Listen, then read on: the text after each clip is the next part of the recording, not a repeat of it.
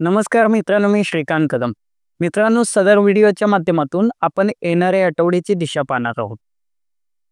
गणपती उत्सवानिमित्त थोडंसं मी बाहेर असल्यामुळे गेले 2 आठवडे मी तुम्हाला आठवड्याची दिशा हा व्हिडिओ देऊ शकलो नाही. त्याबद्दल सर्वप्रथम तुमची दिलगिरी व्यक्त करतो. हा आठवडा 15 सप्टेंबर ते 19 सप्टेंबर पर्यंत चालेल.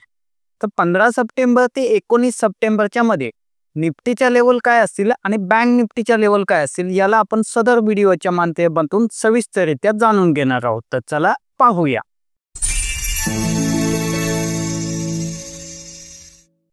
आता माझ्यासमोर निफ्टीचा चार्ट आहे.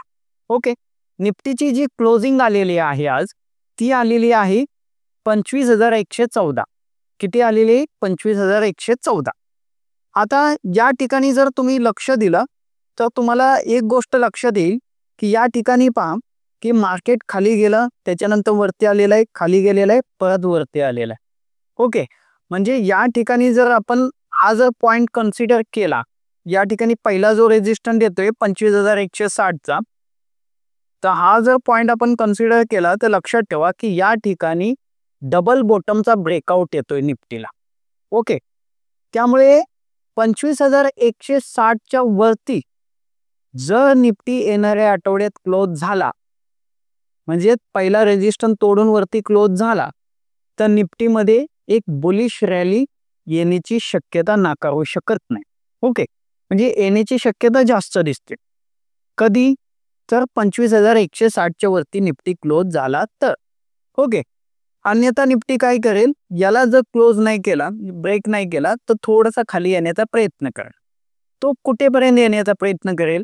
तर ही जी ट्रेड लाईन आहे या ट्रेड लाईन पर्यंत येण्याचा प्रयत्न करेल किंवा या सपोर्टकडे येण्याचा प्रयत्न करेल. आता लक्षात ठेवा, जर पहिला जो रेजिस्टन्स या ठिकाणी जो महत्वाचा आहे 25,160चा, याला जर ब्रेक केला तर तो सेकंड रेजिस्टन्स कडे त्याची वाटचाल असणार आहे. सेकंड रेजिस्टन्स असणार आहे 25,370चा. ओके, हा 25,370चा रेजिस्टन्स जर ब्रेक केला तर निफ्टी डायरेक्ट आपल्याला 25,770 कडे येताना पाहायला मिळू शकतो येणाऱ्या आठवड्यात. ओके, ही झाली पॉझिटिव्ह बाजू त्याची. आता जर निगेटिव्ह साईडला जर विचार केला की हा रेजिस्टन्स तोडायला असमर्थ ठरला निफ्टी, ओके, तर तो कुठे येण्याचा प्रयत्न करेल? तर या ठिकाणी पहिला जो सपोर्ट आहे या सपोर्टकडे येण्याचा प्रयत्न करेल. हा सपोर्ट आहे 24,836चा. ओके, 24,836चा पहिला सपोर्ट आहे. हा जर सपोर्ट ब्रेक केला तर 24,721चा सपोर्ट आहे दुसरा, आणि तिसरा जो सपोर्ट आहे तो 24,395चा. असे हे खालच्या साईडला 3 सपोर्ट असणार आहेत.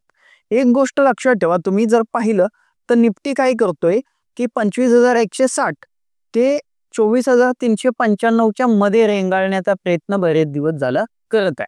ओके, जेवढा जास्त टाइम याच्यामध्ये रेंगाळेल आणि जर हा ब्रेकआउट दिला रेंगाळून, म्हणजे या ठिकाणी जेवढा रेंगाळलेला आहे तेवढा इनफ झाला, याच्यापेक्षाही रेंगाळला तर आणखी बेस्ट आहे.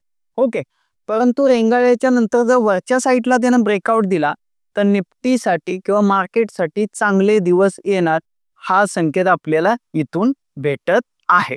ओके, त्यामुळे आपल्याला काय करायचं आहे की 25,160चा हा जो पॉइंट आहे किंवा ही जी लाईन आहे किंवा हा जो रेजिस्टन्स आहे याच्यावरती लक्ष ठेवायचं आहे, आणि तेही क्लोजिंग बेसिस वरती. 1 डेच्या चार्ट मध्ये जर याच्यावरती निफ्टी क्लोज आला तर फ्रेश पॉझिटिव्ह रॅली निफ्टीमध्ये पाहायला मिळू शकते. ओके, तर या गोष्टीची तुम्ही दक्षता घ्याल अशी एक आशा करतो. आणि आता आपण बँक निफ्टीकडे जाऊया. चला, आता माझ्यासमोर बँक निफ्टीचा चार्ट आहे. बरोबर, बँक निफ्टीमध्ये पहा की बँक निफ्टीमध्ये जी क्लोजिंग आलेली आहे ती आलेली आहे 54,809ची. ओके, आज शुक्रवार आहे, 54,809ची क्लोजिंग आलेली आहे. ॲज पर निफ्टीच्या जर पाहिलं तर बँक निफ्टीमध्ये एवढी पॉझिटिव्ह स्ट्रेंथ आपल्याला पाहायला मिळत नाही. परंतु जर निफ्टीला जो रेजिस्टन्स दिलेला आहे तो ब्रेकआउट झाल्याच्या नंतर ऑटोमॅटिकली काय होणार आहे, बँक निफ्टीमध्ये पण एक पॉझिटिव्ह स्ट्रेंथ येईल, ही गोष्ट लक्षात ठेवा. त्यामुळे लक्षात ठेवायचं, बँक निफ्टीला पहिला जो रेजिस्टन्स असणार आहे तो 55,000चा असणार. ओके, एकदा का 55,000चा रेजिस्टन्स काढायला बँक निफ्टीनं प्रयत्न केला तर लक्षात ठेवा त्याला दुसरा रेजिस्टन्स असणार आहे 55,400चा, आणि त्याच्यानंतर जो तिसरा रेजिस्टंट असेल तो डायरेक्ट 56,000चा बँक निफ्टीला रेजिस्टंट असणार आहे. ओके, या ठिकाणी लक्षात ठेवायची ही ट्रेड लाईन आहे. या ट्रेड लाईनच्या वरती जोपर्यंत बँक निफ्टी आहे तोपर्यंत तो वरतीच येण्याचा प्रयत्न करेल. ओके, एकदा का ही ट्रेड लाईन जर ब्रेक केली तर बँक निफ्टी काय करेल, खालच्या साईडला जो पहिला सपोर्ट आहे त्याला 54,330चा या ठिकाणी येण्याचा प्रयत्न करेल. आणि 54,330चा जर सपोर्ट तोडला बँक निफ्टीने तो दुसरा सपोर्ट असणार आहे 54,040चा.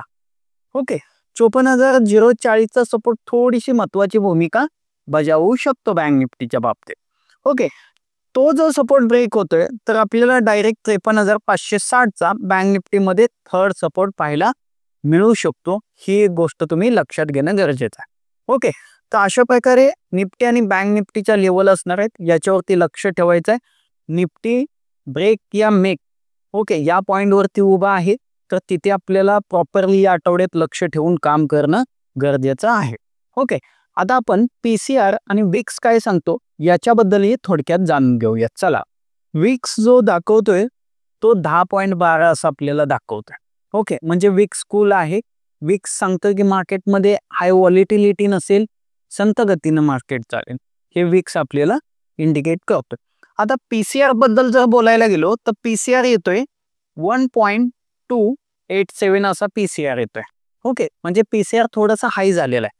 पीसीआर आपल्याला काय सांगतोय किंवा पीसीआर आपल्याला काय सिग्नल देतोय तर लक्षात ठेवा, पीसीआर सांगतोय की मार्केट एक तर साइडवेज मध्ये राहण्याचा प्रयत्न करेल किंवा थोडंसं करेक्शन देण्याचा प्रयत्न करेल.